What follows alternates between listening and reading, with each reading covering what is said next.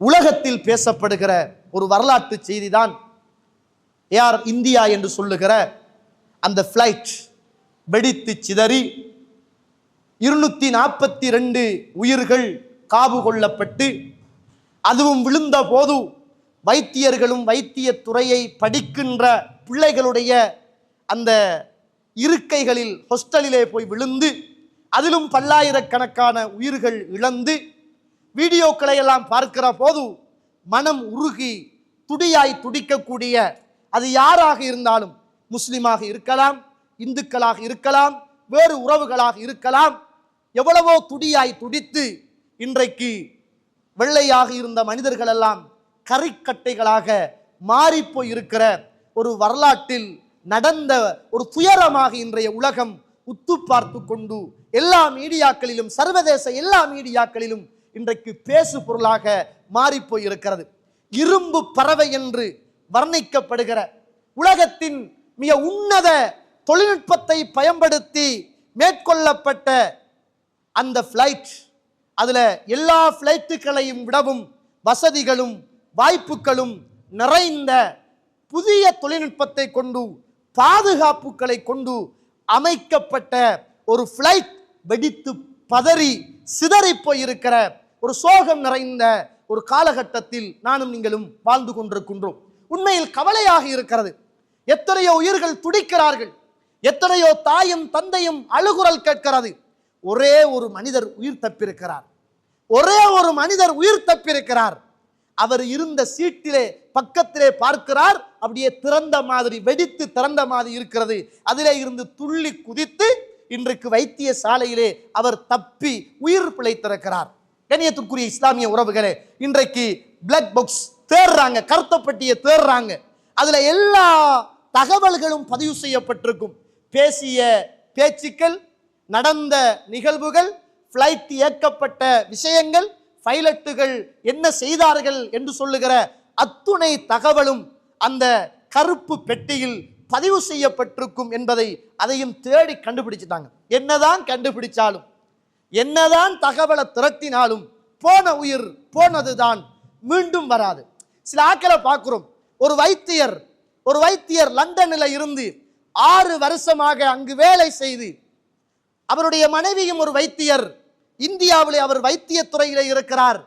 போறதுக்கு 2 நாளைக்கு முதல் தன்னுடைய வேலையெல்லாம் ராஜினாமா செய்துவிட்டு 3 பிள்ளைகளோடு நாம் இந்தியாவை இருந்து போய் லண்டன்ல வாழலாம் என்பதற்காக அங்க போய் சுப்ஹானல்லாஹ் போய் சேர்ந்துடுவோம் என்ற நம்பிக்கையோடு ஃப்ளைட்டில் இருந்து பிள்ளைகளோடு சிரித்து மகிழ்ந்து போட்டோ எடுக்கின்ற அந்த நிமிடம்தான் நம்முடைய இறுதி நிமிடம் என்று தெரியாமல் எத்தனையோ உயிர்கள். ஒரு பெண் திருமணம் முடிச்சு மிச்சம் குறைய நாள் மாப்பிள்ளையை சந்திக்கிறதுக்காக வாப்பாவை புத்தமிட்டுட்டு வீட்டில் உள்ள எல்லார்ட்டையும் பிரியாவிடை சொல்லிட்டு போனவர் மீண்டும் கணவனை சந்திக்காமல், தான் புறப்பட்டு போன இடத்துக்கு திரும்ப வராமல் இடையிலே மரணித்து போன வரலாறு உலகத்தில் பேசுகின்ற ஒரு வரலாறாக மாறி போயிருக்கிறது.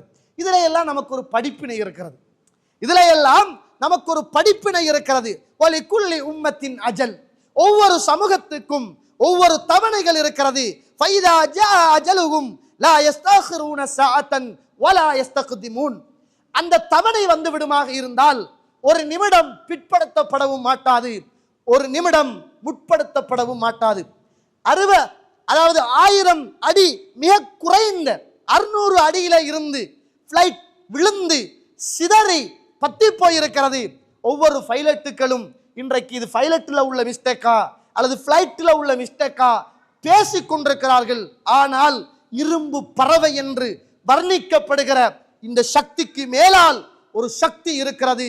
அதுதான் வல்லவன் ரப்பு என்பதை இந்த உலகம் மறந்திருக்கிறது. நாம் நம்புகிறோம் அவர்களுடைய பயணம் வானத்திலே முடிவடைந்தாலும் அவருடைய உயிரும் அங்கு பறிக்கப்பட வேண்டும் என்பது அல் குர்ஆன் சொல்லுகிறது. ஒலிக்குள்ளி உம்மத்தின் அஜல், ஒவ்வொரு சமூகத்துக்கும் ஒவ்வொரு தவணைகள் இருக்கிறது. ஃபைதா ஜா அஜலுஹும் லா யஸ்தகிரூன ஸஅத்தன் வலா யஸ்தக்திமூன். வந்துவிட்டால் ஒரு நிமிடம் முற்படுத்தப்படவும் மாட்டாது, ஒரு நிமிடம் பிற்படுத்தப்படவும் மாட்டாது. 242 பேரோடு பறந்த அந்த ஃப்ளைட் ஒருவர் மாத்திரம் உயிர் தப்பியிருக்கிறார். ஒரு பெண் ஓடி வருகிறார் பிளைட்டுக்கு புறப்பட்டு போவதற்காக. பிளைட் சரியாக 1:10 என்று நான் நினைக்கிறேன், அதற்கு அந்த பிளைட் பறப்பதற்கு தயாராக இருக்கிறது. 12:20 ஆகிவிட்டது. வருகிற போது வீதிகளில் உள்ள சன நெரிசல், வாகன நெரிசல் 10 நிமிஷம் தாமதமாகிவிட்டது. அந்த பெண் கெஞ்சிரா, போய் அங்க இருக்குகின்ற உத்தியோகத்தில் பேசுறா, 10 நிமிஷம் தானே, அவசரமா இமிகிரேஷனை முடிச்சிட்டு என்னால போக முடியும், பிளீஸ் அனுமதி தாருங்கள் என்று கேட்கிறார். அங்கே உள்ளவர்கள் மறுக்கிறார்கள். யாராவது பெரியவர்களை காட்டுங்கள், நான் பேசுகிறேன் என்று சொல்கிறார். மறுக்கப்படுகிறது. அந்த பெண் பயணத்தை மேற்கொள்ளாமல் வந்த காரில் திரும்ப வருகிற போது இடையிலே இந்த துயர செய்தி கேள்விப்படுகிறார். சுபஹானல்லாஹ். அல்லாஹு ரப்புல் ஆலமீன் உயரத்தில், மிக உயரத்தில் அல்ல, ஒரு 600 அடி அந்த உயரத்தில் சென்ற அத்துணை உயிர்களும் ஒரே ஒரு உயிரை தவிர அல்லாஹு ரப்புல் ஆலமீன் எடுத்துக்கொண்டான். ஒரே ஒரு உயிரை அல்லாஹு தஆலா கொடுத்தான். அதே போன்று தன்னுடைய அஜல் இந்த உலகத்தில் இருக்கிறது என்பதை 10 நிமிஷம் அல்லாஹு தஆலா தாமதப்படுத்தி பத்தி பதறி அந்த பெண் கேட்ட போதெல்லாம் கொடுக்காமல், 10 நிமிஷம் தானே, அனுமதி தாருங்கள் என்று கேட்ட போதும் கொடுக்காமல் அல்லாஹு தஆலா அவருக்கு வாழ்வதற்கான அவகாசத்தை கொடுத்திருக்கிறான் என்றால் இதிலே பாரதூரமான படிப்பினை இருக்கிறது. இந்தியாவை குறை சொல்லலாம், அல்லது பைலட்டை குறை சொல்லலாம், அல்லது பிளைட்டை குறை சொல்லலாம், அல்லது பறவைகளை குறை சொல்லலாம். ஒரு 5 கிலோ ஒரு பறவை வந்து மோதினாலும் அது போகின்ற ஸ்பீட்டில் 100 கிலோ இடையுடைய பாரமாக அது இருக்கிறது. அதுக்குள்ள சுத்துகிற அந்த இன்ஜினுடைய அந்த சிறகுக்குள்ள ஒரு பட்டாள பறவை போனால் அந்த பெரிய பிளைட்டே இடிந்து விழும் என்று சொல்லுகிற அளவுக்கு அதையெல்லாம் கேட்கிற போது அந்த காபாவை அழிக்க வந்த அந்த அபாபிலுடைய பறவையுடைய வரலாறும் ஞாபகம் வருகிறது. அல்லாஹு ரப்புல் ஆலமீன் போதுமானவன்.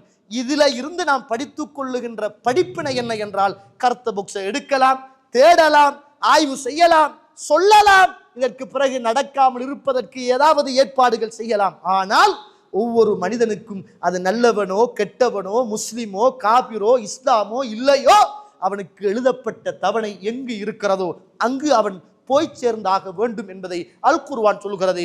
நம்மட தவணையும் வருவதற்கு முதல் உறவுகளை பேணி நடக்க வேண்டிய நல்ல மனிதர்களாக இந்த உலகத்தில் நானும் நீங்களும் மாற வேண்டி இருக்கிறது.